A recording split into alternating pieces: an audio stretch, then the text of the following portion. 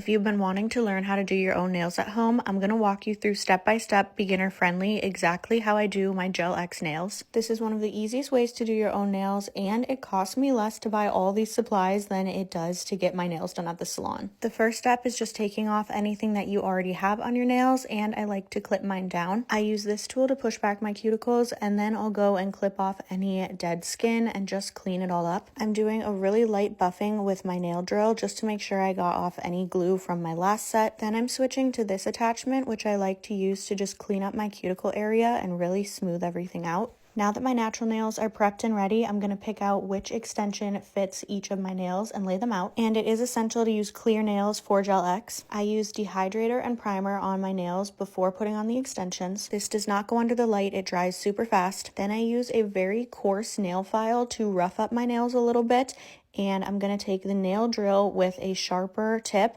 to also rough up the inside of the extensions. For me, this step makes my nails stay on 10 times longer. Now we're ready to glue them on, so I do a very thin layer of nail glue on my nail and inside the extension. And I put a little extra glue at the base of the extension because that is the first spot that I press the extension onto my nail. I'll show you this again up close. So a very thin layer inside of the nail and then an extra bit at the end. Then you press this onto your nail very hard. Make sure there are absolutely no air bubbles before you put it under the mini light. Each nail goes under the mini light for about 15 to 30 seconds. Then once they're all glued on, I do the big light for 90 seconds. That is the hardest part of this whole process, is gluing the nails on, but once you do it a few times, I promise you get the hang of it. So now the next step is just shaping your nails however you want them. I use an alcohol pad to get all of the nail dust off once I'm finished shaping them. I went a lot shorter this time than I usually do, but I think they look cute and it's all personal preference again. Next up, I do builder gel. This is totally optional. It really just makes your nails a bit thicker. If you don't want to do extensions on your nails, you can also just do builder gel and then a color. I only do 1 or 2 coats of builder gel usually, and very, very thin coats. That's like my biggest tip.